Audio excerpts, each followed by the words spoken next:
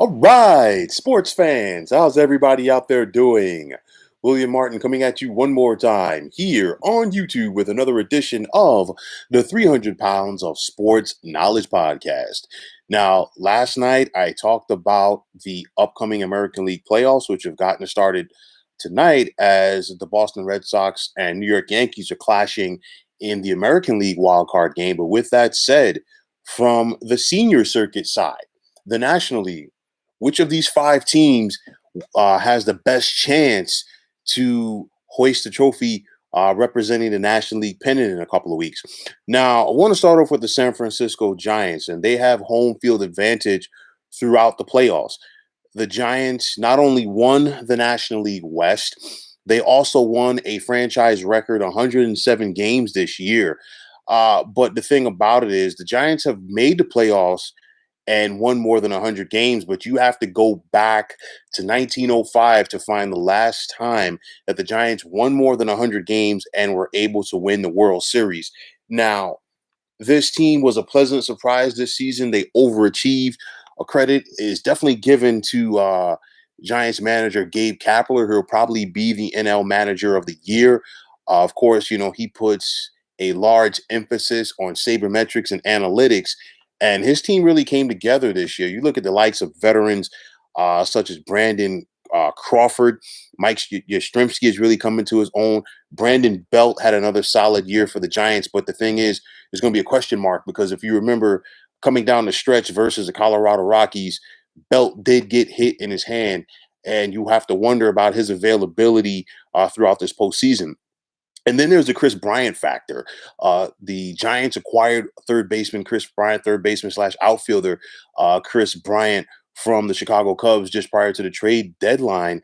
And, Bryant is a free agent. He's a pending free agent after this is all said and done. So, what better time to improve your stock than on the October stage? You look at this Giants lineup, they have guys here that know how to get it done in October. Brandon Crawford and Brandon Belt have won multiple World Series championships as members of the Giants, as has Buster Posey, their all-star catcher. You look at Chris Bryant, he was a part of that Cubs team in 2016. It won it all. So these guys know how to get it done. But you look at the Giants pitching, it's been solid all season long. You look at this rotation, which includes Kevin Gausman, Anthony Descalfini, Logan Webb, and Alex Wood, the former Dodger. And then the Giants have a solid bullpen as well with Jake McGee and Tyler Rogers. I really like their chances. The only thing that could hinder the Giants winning it all is a potential matchup in the NLDS versus the Los Angeles Dodgers. And I'll get into that later on tonight. But then you look at the Milwaukee Brewers, and the Brewers were the best team in the National League Central all year long. They basically were on cruise control for the longest time in that division. Craig Counsell, their manager, had these guys ready to go from the first game of the season. You look at this lineup with the likes of Avisal Garcia, Luis Urias, and of course, Willie Adames, who was acquired midseason from the Tampa Bay Rays. Corbin Burns has been one of, if not the best pitcher in recent years in the National League. And, he needs to be lights out in this postseason for Milwaukee to make a good run. You look at the likes of Josh Hader coming out of the bullpen, and he has electric stuff as a lefty as he can continuously and consistently hit 100 miles an hour on that radar. You look at the Brewers, and I think they're a team that could fly under the radar on the National League side. And I think a lot of that is due to who else is in the National League. Plus, their first round series is going to be very difficult. But because I'm talking about Milwaukee facing the Atlanta Braves, and somebody had to win the National League East, and the Braves were able to do it. And I've been saying all summer long, the first team to win 85 games was going to win that division. And of course, it was Atlanta. But, Atlanta found a way to get it done with the odds stacked against them. No Ronald Acuna Jr. They lost him midseason to a torn ACL. Of course, we know about the Marcell Ozuna situation. And Atlanta lost two-thirds of their starting outfield. But credit to manager Brian Snitker for keeping this team together. Guys really stepped up. The likes of Austin Riley, Freeman, Ozzy Albies, and Dansby Swanson. And they're going to have a big impact if the Braves are going to make a run this October. Charlie Morton and Max Fried have been solid in that rotation all year long, while Will Smith has been very good in regards to closing games. But you look at this NLDS matchup between Milwaukee and Atlanta. Of course, the current team that calls Milwaukee home and the former team that calls Milwaukee home. Granted, that was several generations ago. But nonetheless, you look at it, I think this is going to be a very intriguing battle right here. I think it's going to be important for Milwaukee to hold serve and win game one at home when Burns is on the mound. I definitely think the Braves want to get at least one game on the road of those first two to take it back even or maybe even 2-0 in their favor down to Georgia. So we got to wait and see what happens. But I look at that series, it's going to be a dandy, but it's just the fact that it's so tough when you think about the heavyweights coming out of the National League West.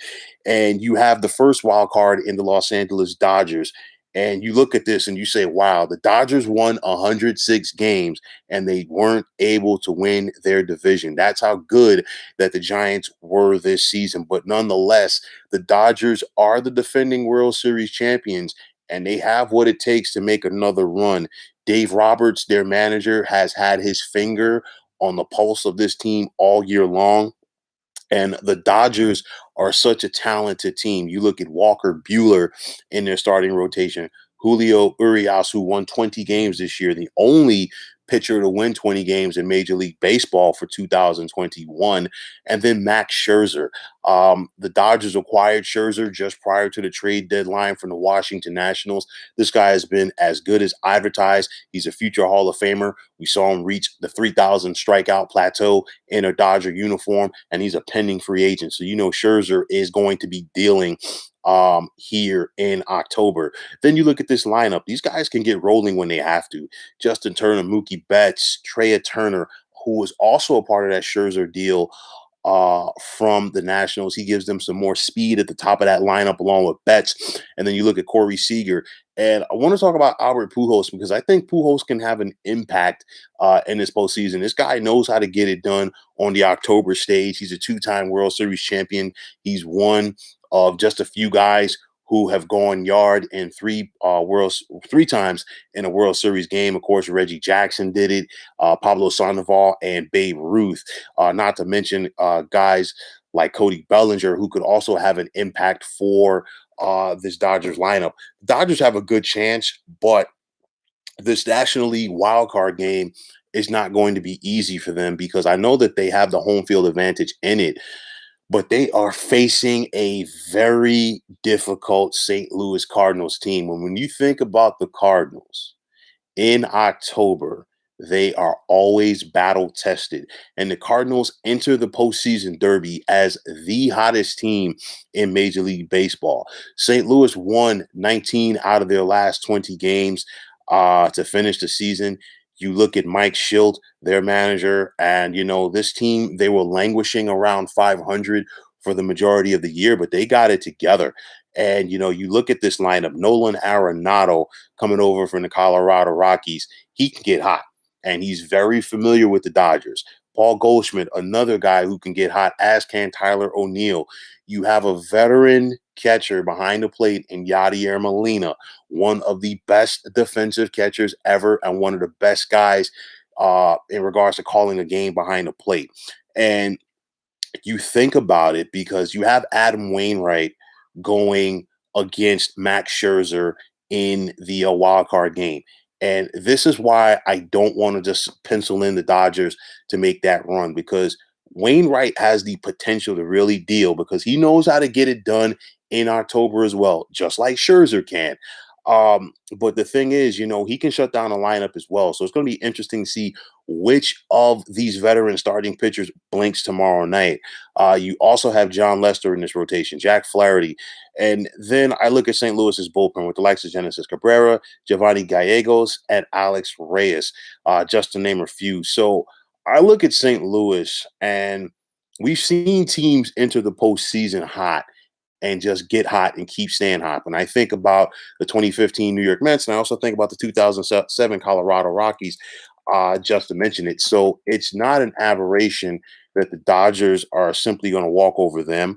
And honestly, that would really change things because I really think that people, especially in the West Coast, want to see that Giants Dodgers matchup because they've never met in the postseason, in spite of the fact that they've made the postseason in the same year several times. But with it said, and when it's all said and done, my money is still on the Dodgers.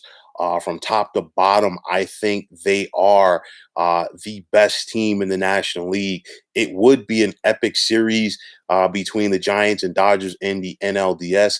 It's a shame that these two long-storied, longtime rivals wouldn't meet in a best of seven. It's going to be a best of five, so the impact is going to be there. One thing I will say, just for the sake of argument, is that if the Dodgers do survive St. Louis, and if the Dodgers get to the LDS and have to take on San Francisco, one thing that works in San Francisco's favor is they wouldn't have to face Scherzer until later in the series. And I talked about this in my podcast for the second half of the MLB season. I said it was more important for the Giants to win that division and have an opportunity to set their rotation than it was the Dodgers because the Dodgers have multiple guys who are so talented that they could throw out there and really not skip a beat heading into the LDS. And for the sake, or for the case rather, of the Dodgers, just for the sake of argument, if they beat St. Louis tomorrow night, yes, you don't have Scherzer for game one, but you still have the luxury of having either throwing Urias out there or Bueller and then coming back with Scherzer for game three. So we'll have to wait and see. But nonetheless, I think the Dodgers are the most talented team in the National League. And with that, that is why I am picking them to once again win the National League pennant. So, folks, that is going to wrap it up. And as always, I want to take this time out to thank you for tuning into the 300 Pounds of Sports Knowledge podcast here on YouTube. I want to take the time out to thank all of you fine folks out there for tuning in. And if you have not already, please feel free to subscribe to this channel.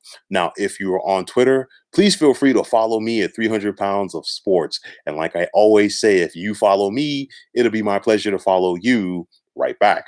There's also the sports discussion group on Facebook at the Sports Depot 365. You can check it out, drop a line, and be a part of one of the better sports debating sites going on social media.